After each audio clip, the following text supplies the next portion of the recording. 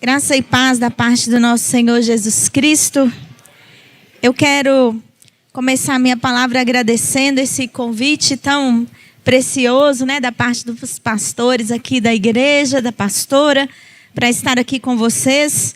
E ainda mais diante de um tema que é tão desafiador para a gente, de falar sobre amor nesses dias, tá virando assim uma coisa rara, A gente tem todo dia notícia de desamor, E aí buscar amor nesse tempo se torna uma necessidade essencial, Meu nome é Ideide, vou me apresentar um pouquinho, que eu não sei, Talvez eu desci de paraquedas aqui hoje, ninguém sabe de onde que essa mulher apareceu, Logo vocês vão perceber que ela tem um sotaque, ela é de Minas mesmo, E aí nós vamos falar as palavras pelos MEI, Que é parte da nossa mineirês. Mas eu estou morando aqui em Brasília desde 2017, quando a minha igreja me elegeu como bispa aqui para o Centro-Oeste. E na igreja metodista, nós temos hoje 10 pessoas ocupando essa tarefa do episcopado e no momento eu sou a única mulher. E eu cuido das igrejas aqui no Distrito Federal, Goiás, Tocantins, Mato Grosso e Rio Grande do Norte. E nós temos desenvolvido esse trabalho, então, no último concílio fui reconduzida para essa tarefa. E desde então também, por causa dos muitos convívios que a gente tem com os irmãos e irmãs, na questão do discipulado, da visão celular, A gente vem construindo laços aqui e já existem muitas pessoas que a gente tem se relacionado, muitos irmãos e irmãs, inclusive da Igreja Assembleia de Deus, mesmo o pastor Caleb Brito, que é bastante conhecido da gente há alguns anos. Aí tudo parente, E aí a gente roda e acha uns parentes, E tem sido uma bênção muito grande conviver com ele aqui, E alguns irmãos e irmãs também. Nesse ano, acho, no começo do ano, eu estive também em uma comunidade da Assembleia de Deus, do pastor Ramon, lá em Santa Maria. E aí, graças a Deus, a gente tem tido bastante convívio aqui. E isso é para a honra e glória do Senhor, Eu queria dizer para vocês que esse tema da transformação da gente e até, de certo modo, dessa questão da saúde emocional, ela vem se tornando um tema que, para mim, é muito importante. Eu acho que o amor está muito conectado com a questão da saúde emocional. Porque se tem uma coisa que cura, é o amor na vida da gente, A gente percebe isso nos relacionamentos, no dia a dia.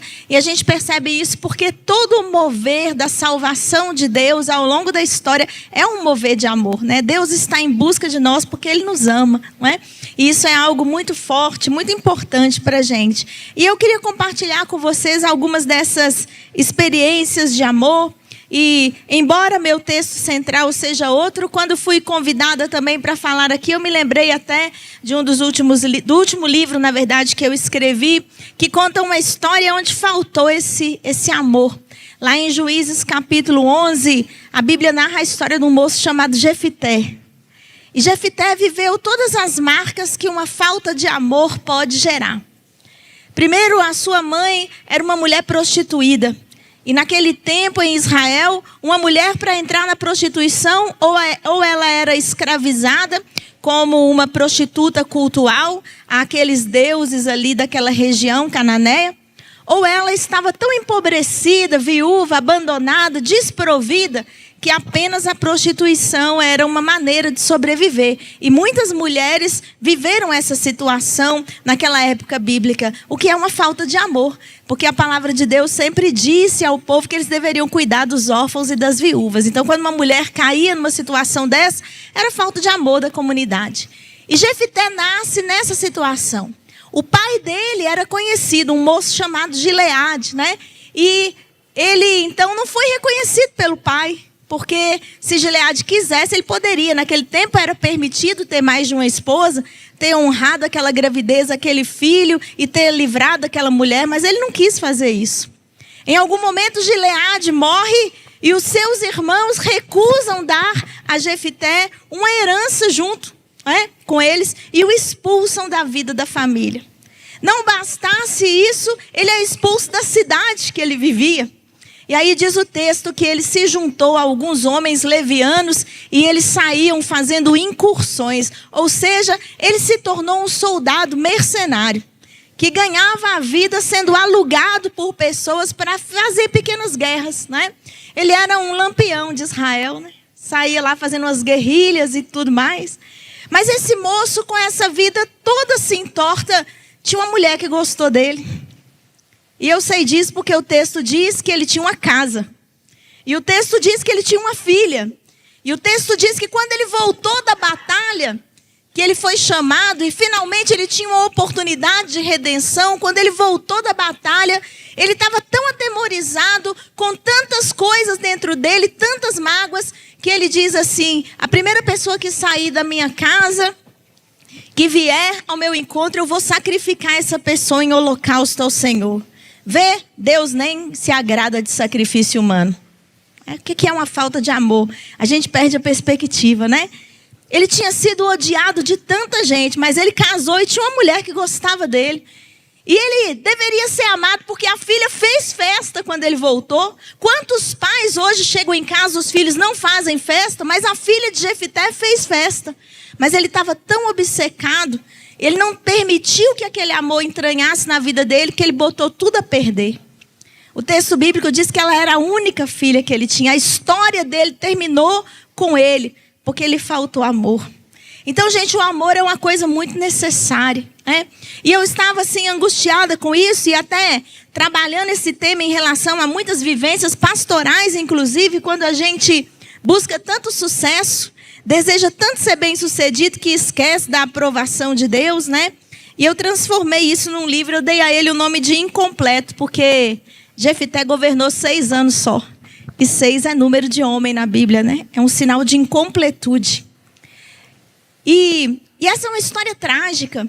E a Bíblia retrata essa história para nos mostrar o risco que todo mundo corre de, às vezes, até em nome de Deus, porque o Espírito do Senhor estava sobre Jefité, e mesmo o Espírito de Deus estando sobre ele, as suas emoções negativas o levaram à ruína. Mas hoje eu não quero falar de Jefité, eu só quero pontuar a história dele, porque eu acho que ela faz um contraste com aquela que eu quero apresentar hoje para vocês, que está no livro de Gênesis, capítulo 33. E nesse texto a gente tem uma outra família, a gente tem uma outra história acontecendo, uma história entre 2 irmãos, Jacó e Esaú. No capítulo 33, a partir do verso 1, diz assim: levantando Jacó os olhos, viu que Esaú se aproximava, e com ele havia 400 homens. Então passou os filhos, a Lia, a Raquel e as 2 servas, pôs as servas e os seus filhos à frente, Lia e seus filhos atrás deles, e Raquel e José por último. E ele mesmo, adiantando-se, prostrou-se à terra 7 vezes, até aproximar-se do seu irmão.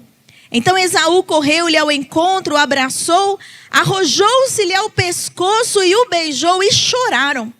Daí, levantando os olhos, viu as mulheres e os meninos e disse: quem são esses contigo?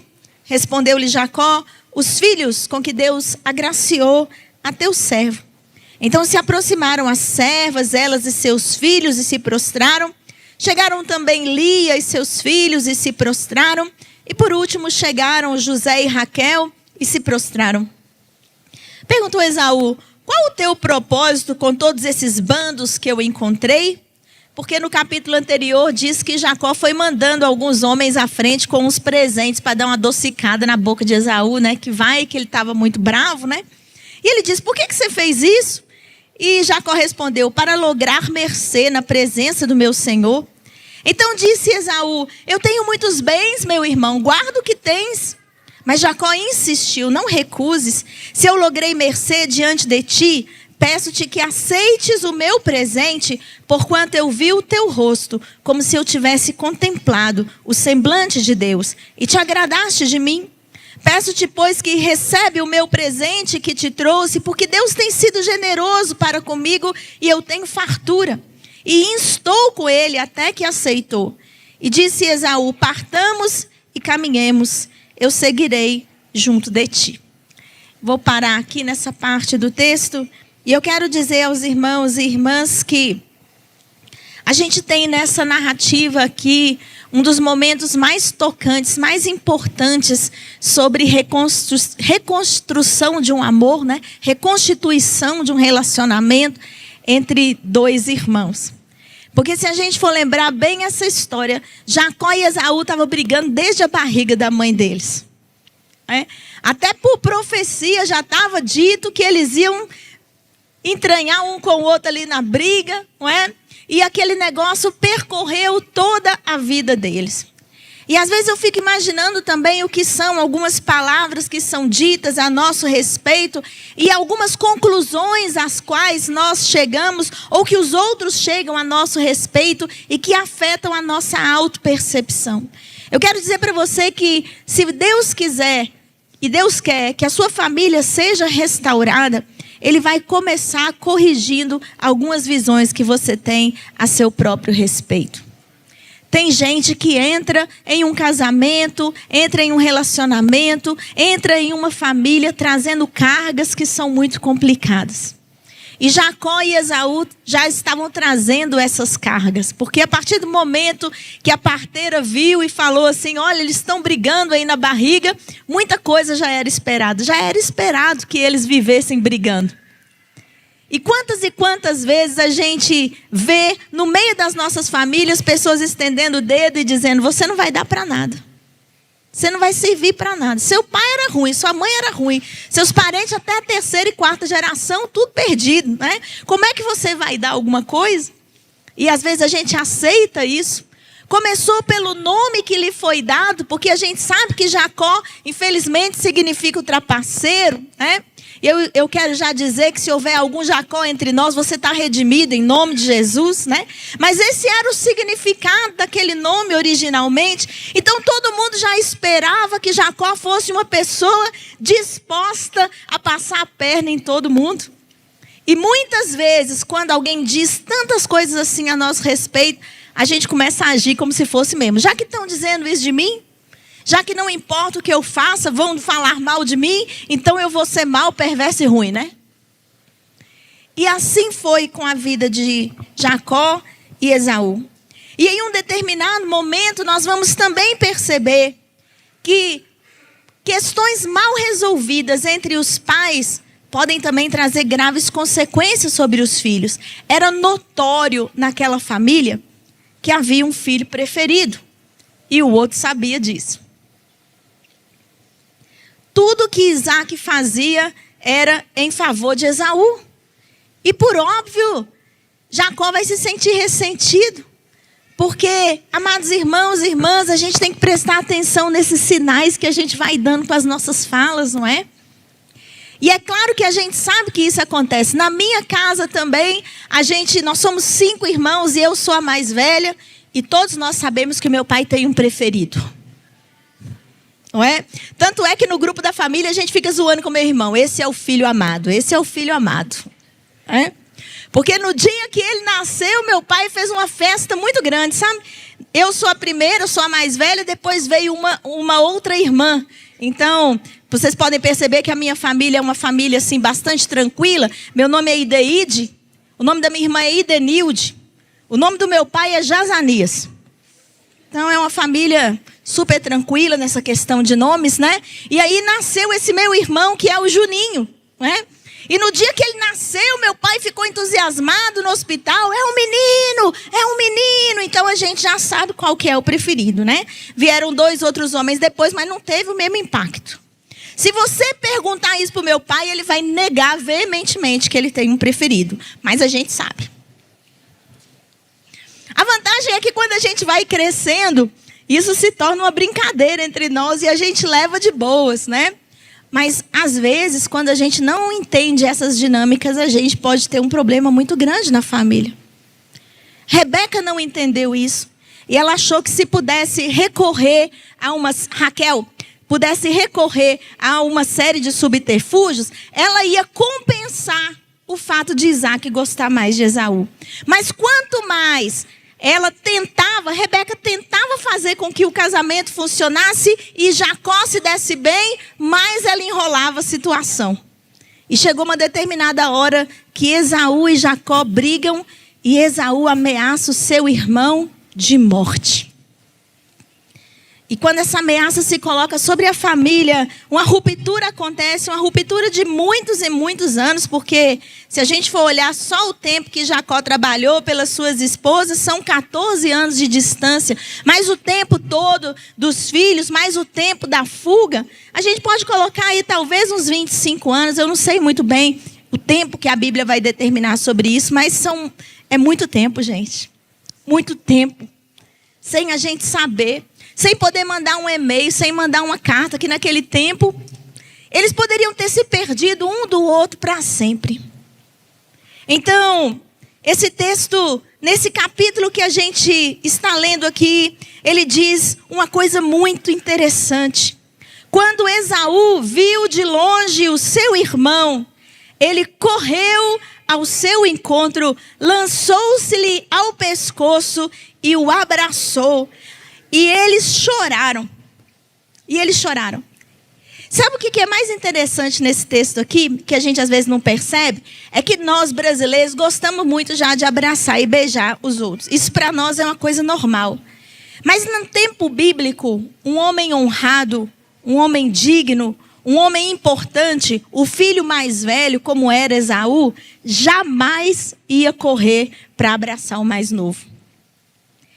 É tanto o espanto disso que, se a gente for observar a estrutura dessa história, é a mesma estrutura que Jesus usa para falar da parábola do filho pródigo. O pai o viu de longe, correu, abraçou e beijou. Não é normal. Homens nobres não correm para abraçar os desvalidos, pródigos e desperdiçadores, desrespeitadores da família e do nome da família que resolve fugir de casa. Ele que se estrepe, que venha se humilhando, mas eu não vou correr ao encontro dele, porque não é assim que se faz.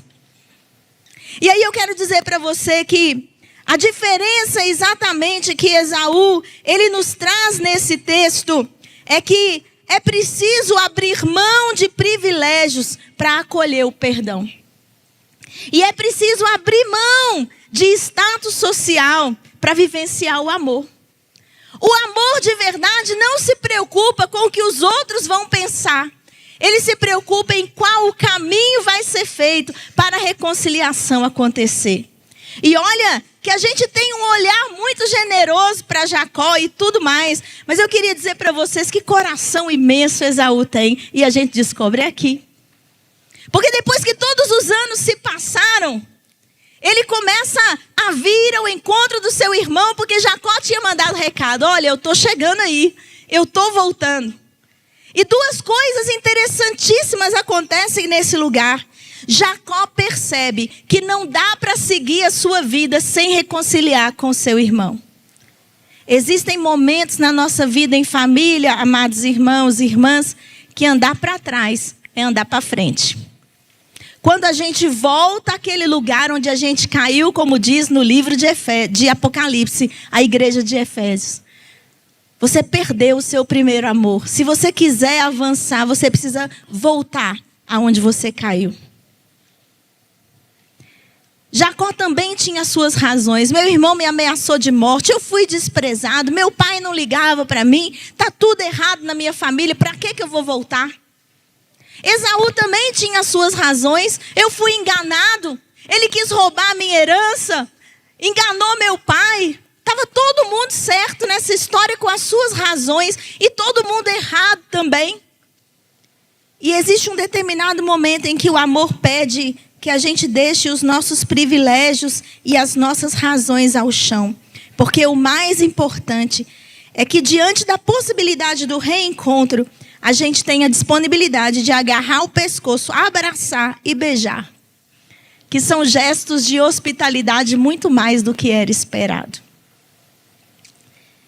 E a gente ainda vive uma geração, não é? Eu tenho brincado bastante com as pessoas dizendo assim, eu fiz 51 anos de idade esse ano. Pode dizer, não parece.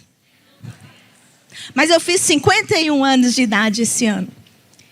E eu digo para vocês que eu cresci em uma família muito amorosa, de um pai provedor, cuidadoso, de uma mãe também muito gentil.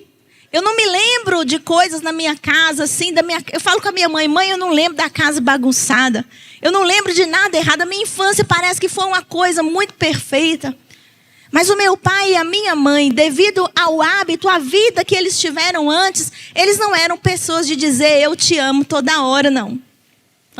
E talvez muitos dos que aqui estamos, cujos cabelos já estão começando a branquear, não tiveram a oportunidade de ouvir muitas vezes eu te amo.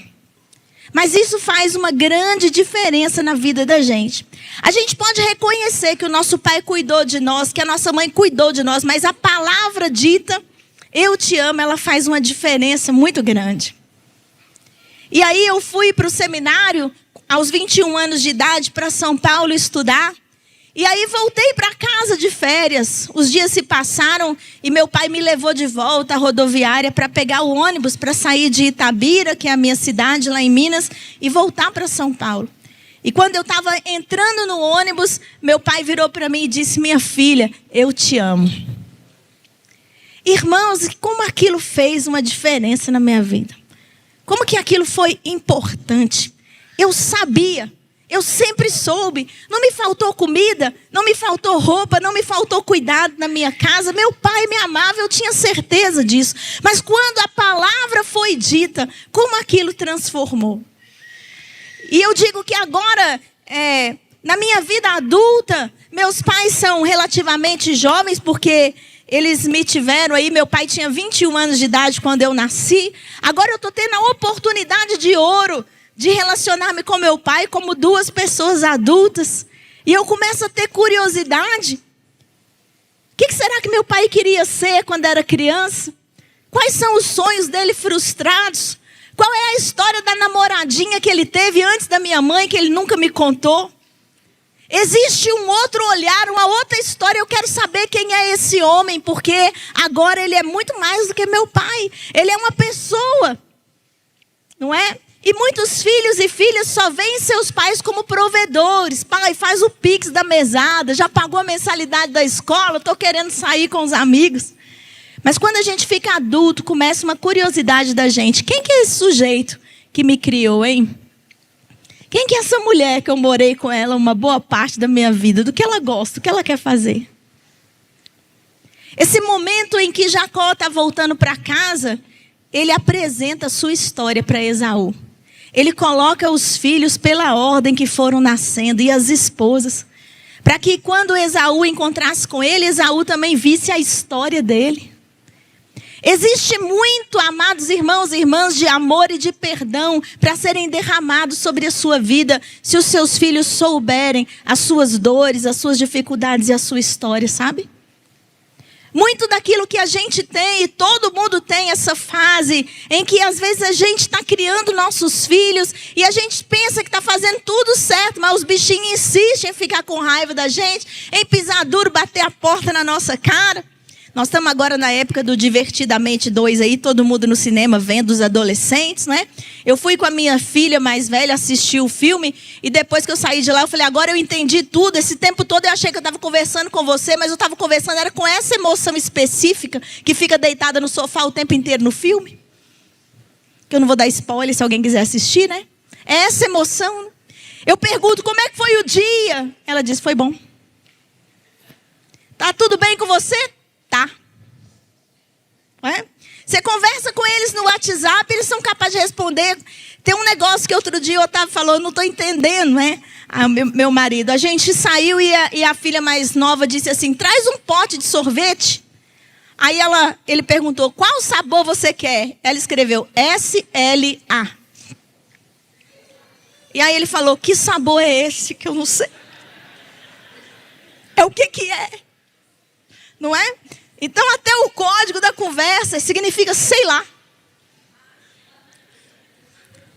É isso, gente. Qualquer um. Não é? Então, a gente vive esses desencontros, sabe? Aquele desencontro que aconteceu entre Esaú e Jacó, pela falta das palavras, pela falta do tempo e da oportunidade, levou muitos e muitos anos para ser corrigido. Mas não importa como é que está a história da sua vida, se o amor de Deus entrar em ação hoje dentro da sua casa, você e eu podemos ganhar muito tempo. Podemos ganhar muito tempo. Jacó começou a contar a sua história para Esaú a partir do momento que ele foi enfileirando os filhos para ele ver. Olha aqui a minha história, eu estou voltando para casa, mas olha tudo que aconteceu comigo no caminho. Arrumei aqui uma penca de mulher, né? Que não é só Raquel e Lia, tem as concubinas, tudo, essa filharada toda. Olha o que me aconteceu. Meu gado, meu rebanho. Olha como eu saí daqui correndo, dormindo, botando a minha cabeça numa pedra quando eu fui. Mas Deus foi generoso comigo, meu irmão. Eu quero que você saiba o que me aconteceu. Eu quero que você saiba o que me aconteceu. E da mesma maneira, Esaú veio com 400 homens, né? Veio também demonstrando que ele estava liderando um povo, que coisas extraordinárias estavam ali acontecendo. E ambos se agarraram, um ao outro, ao pescoço, se abraçaram. Ambos choraram. Porque para haver amor na família, é preciso um coração quebrantado. Eu quero contar para você que no Antigo Testamento existem basicamente duas palavras diferentes para a expressão amor. Dessas palavras é arrabá. Depois você não vai esquecer, porque é a única coisa de hebraico que vai rolar aqui. É essas duas palavras que eu vou falar agora, que já me custaram bastante pesquisa de tarde, né? Essa palavra arrabá, ela significa amor, sentimento de afeto. Quando a gente fala amor comum mesmo assim, não é? Mas existe a palavra chesed.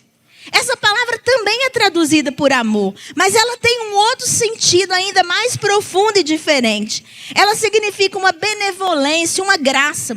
Quando Deus ele aparece para alguém no Antigo Testamento e a pessoa fala assim, eu achei graça aos teus olhos, é essa palavra chesed. Só que quando a gente traduz assim, eu achei graça, fica assim simples ainda, sabe? Porque quando a gente vai consultar um dicionário de hebraico, a coisa mais engraçada, cada palavra são as 10 páginas do livro, não é?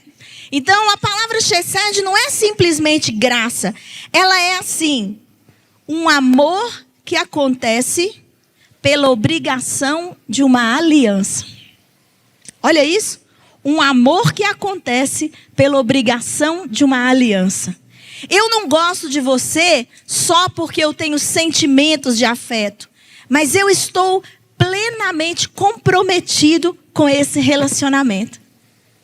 Então, quando Deus fala que Ele tem uma chesed com a gente, significa que o amor de Deus não é só porque Ele gosta de nós, mas porque Ele empenhou a sua palavra em nos amar. E nos faz entrar em uma aliança que Ele não pode negar a Ele mesmo. Porque uma vez que a palavra é dita, o compromisso se torna eterno. Esse é o tipo de amor, de aliança, que a gente vai ver Davi desenvolver em relação a Jonatas, naquela amizade que a Bíblia diz que havia entre eles. Por quê? Porque o normal era que Jonatas e Davi ficassem em pé de guerra. Porque Davi iria se tornar rei e Jonatas era um herdeiro.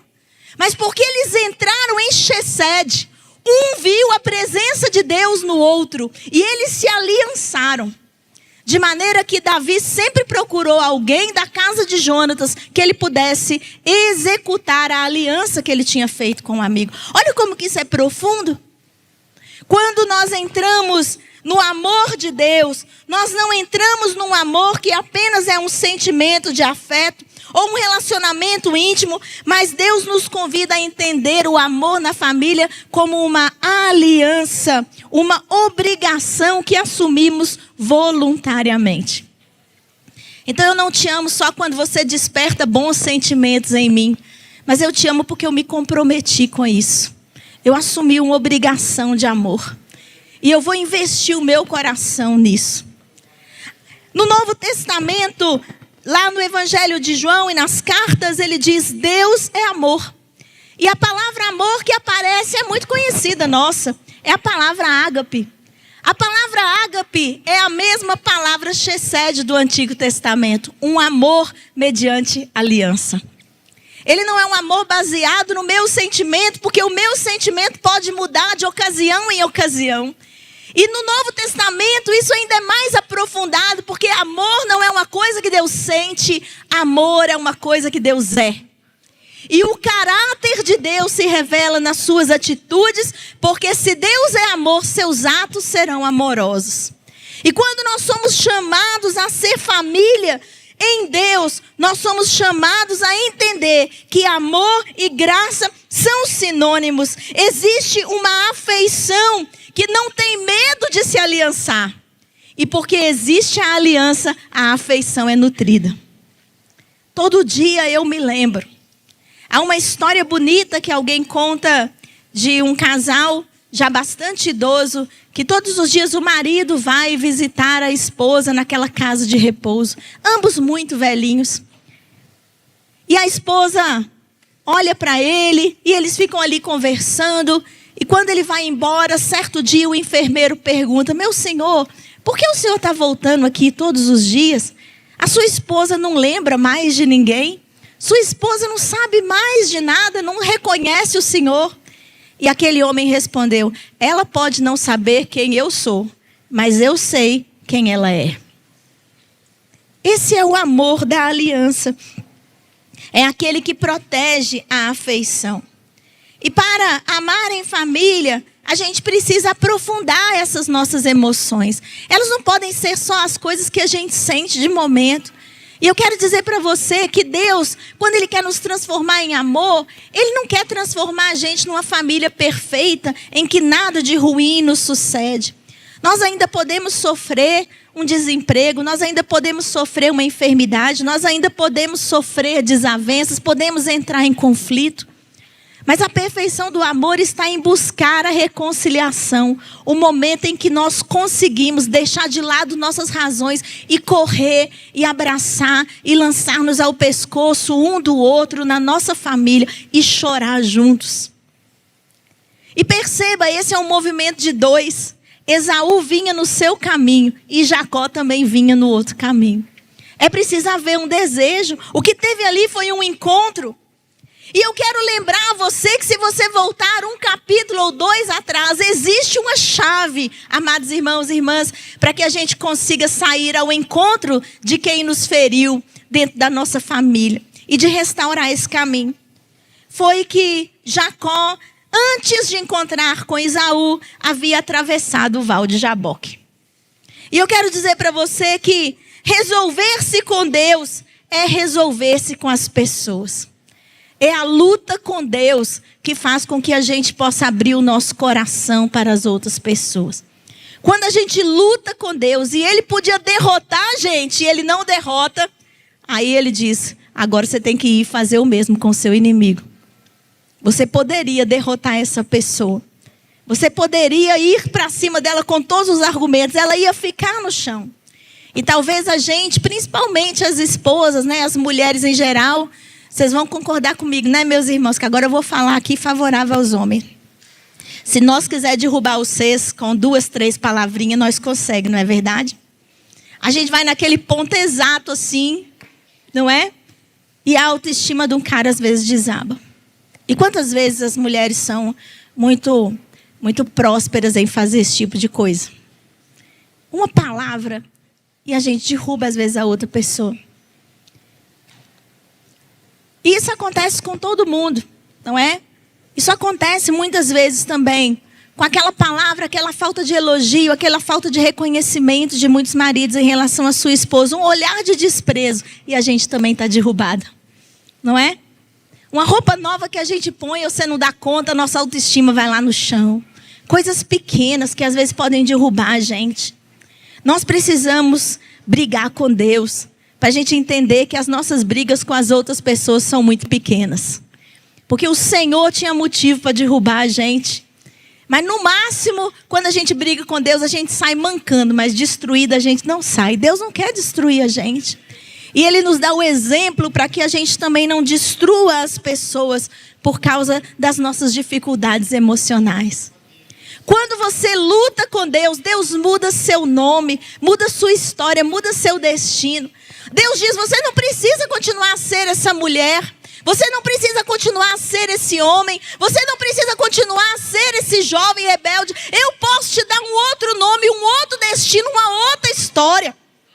Para que quando você encontre com essa pessoa da sua casa que te magoou, você possa lançar-se ao pescoço dela, vir se curvando, admitir as dificuldades, em humildade ambos encontrar no caminho. Não existe, amados irmãos e irmãs, sucesso na nossa vida sem a gente fazer esse retorno. Não existe. Toda família precisa de um Peniel. Uma hora em que cada um de nós está sozinho diante de Deus e Deus nos revela quem nós somos, para que nós possamos entender quem é o outro dentro da nossa casa.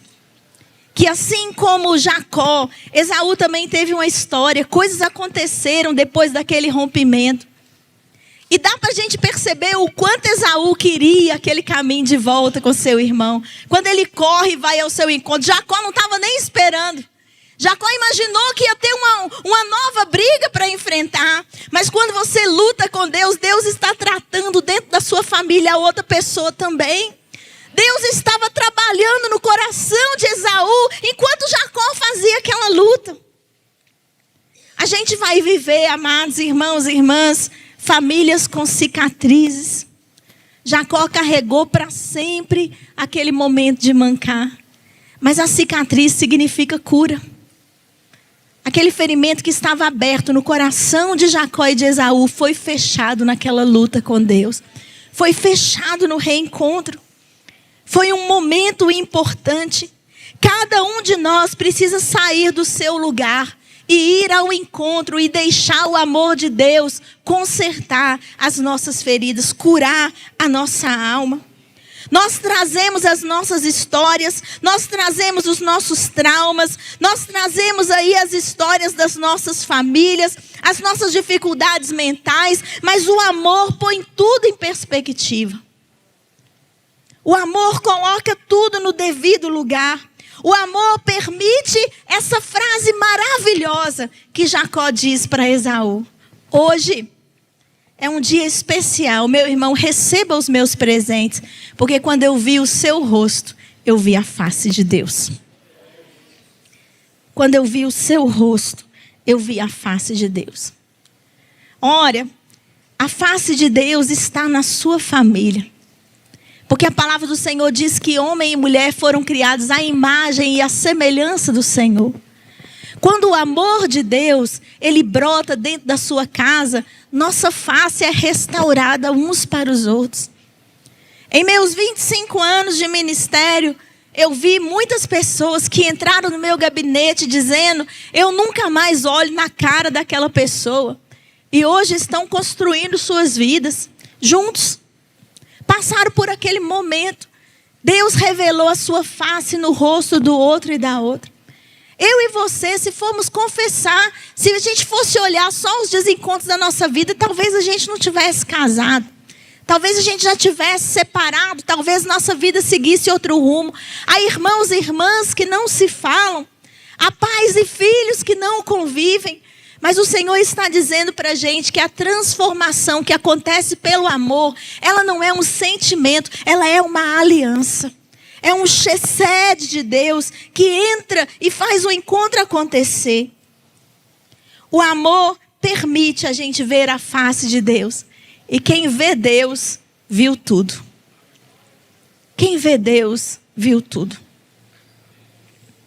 A glória do Senhor, quando a gente vê ela no rosto do nosso irmão, da nossa irmã, do nosso cônjuge, do nosso filho, do nosso pai, a gente também vê aquela pessoa vê o reflexo de Deus em nós.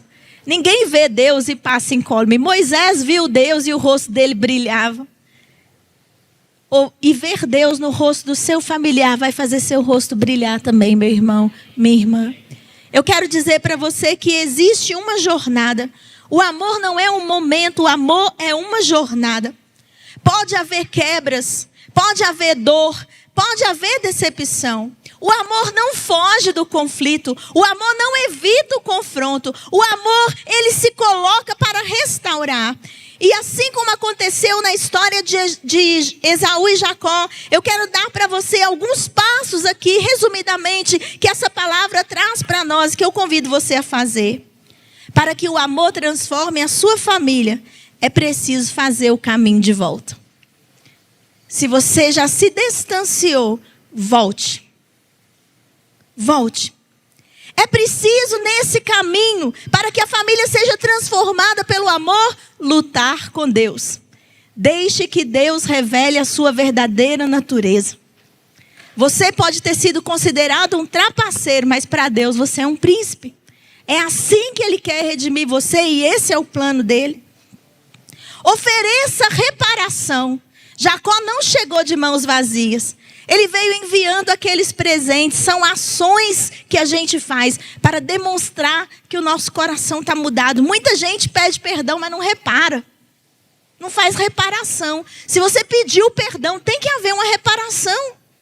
A reparação é parte do perdão. É a manifestação do perdão. Mostre quebrantamento. Esaú demonstrou quebrantamento. Jacó demonstrou quebrantamento. Permita o reencontro. Permita o reencontro. Ambos permitiram, baixaram suas armas, se encontraram. Deixaram suas razões, se encontraram. E por fim, retorne à aliança. E qual foi a palavra que Esaú disse para Jacó depois daquele momento? Vamos seguir em frente. Eu te acompanharei. Vamos seguir em frente. Eu te acompanharei. Essa foi a palavra que Esaú disse depois daquele reencontro tão difícil. Essa é a palavra que transforma pelo amor. Nós vamos seguir juntos. Eu vou com você. Eu quero orar por você nesse momento, meu irmão, minha irmã, diante do desafio dessa palavra. Eu queria te convidar, se você desejar vir aqui ao altar com a permissão dos pastores, para que nós possamos interceder. Talvez você hoje foi colocado diante dessa palavra e Deus está dizendo para você, tem um caminho de volta que você tem que fazer, não é? Às vezes no casamento, às vezes com os filhos, às vezes com o cunhado, né? Às vezes com a sogra, não sei. Pode ter alguém na sua família que hoje você está sendo desafiado a fazer o caminho de volta. E o Senhor está dizendo que você pode entrar em aliança com Ele aqui hoje. Eu queria pedir para a gente usar esse momento desse altar para brigar com Deus aqui hoje, no nosso Vale de Jaboque, para a gente já sair daqui pronto para encontrar nosso Esaú amanhã. Eu não sei onde está o nosso Esaú, mas se hoje você deseja encontrar o seu, venha hoje lutar com o Senhor aqui. E que você possa dizer para o Senhor, não te deixarei enquanto não me abençoares, porque amanhã, quando eu encontrar com o meu Esaú, eu quero restaurar a aliança. Vai lá, Senhor, trabalhando no meu Esaú, para que quando eu encontre com ele, para que enquanto eu o procure, eu possa ter um coração aberto. E o Senhor nos permita lançarmos-nos ao pescoço um do outro, chorarmos, nos abraçarmos, Senhor, e seguir em frente, um acompanhando o outro. Eu quero orar por você. Se esse é o seu desejo, pode se aproximar do altar do Senhor e nós vamos interceder nesse instante. Pai de amor, Deus de graça, o Senhor que é um Deus de Shezem, o Senhor é um Deus de graça, de benevolência, o Senhor é um Deus de aliança. Tu sabes, Senhor, o que é ser rejeitado. Tu sabes, Senhor, o que é não ser compreendido. Tu sabes, Senhor, o que é ser deixado de lado, traído, Pai. Porque nós fazemos isso com o Senhor muitas vezes ao longo da história da humanidade. Mas o Senhor continua a vir ao nosso encontro, meu Deus, e a querer estar em aliança conosco. O Senhor continua a nos amar. Hoje, Deus, eu quero entregar cada família nesse altar nas tuas mãos, para que o teu amor faça com que nós possamos entrar em aliança. Que nessa noite perdão seja liberado. Que nessa noite, Deus, traumas sejam vencidos. Que nessa noite histórias ocultas de família percam o poder. Que o Senhor venha lutar conosco nesse altar. Luta conosco, Senhor. Mostra-nos quem o Senhor vê que nós somos. Muda o nosso nome, Deus. E nos permita, Senhor, sair daqui para encontrar o nosso Esaú, para entrar em aliança com Ele, para ver a face de Deus. Queremos ver a Tua face, Senhor eterno, na vida, Deus, do nosso familiar, na vida daquele que temos dificuldade relacional. Ó Deus eterno, permite o encontro, meu Pai, que nós possamos seguir juntos. Eu abençoo cada família, Pai, em nome de Jesus, em nome de Jesus. Amém, amém, amém. Glória a Deus. Que o Senhor abençoe, querido, querida. Fortaleça a sua vida mais e mais. Glória a Deus. Pastor? Aleluia.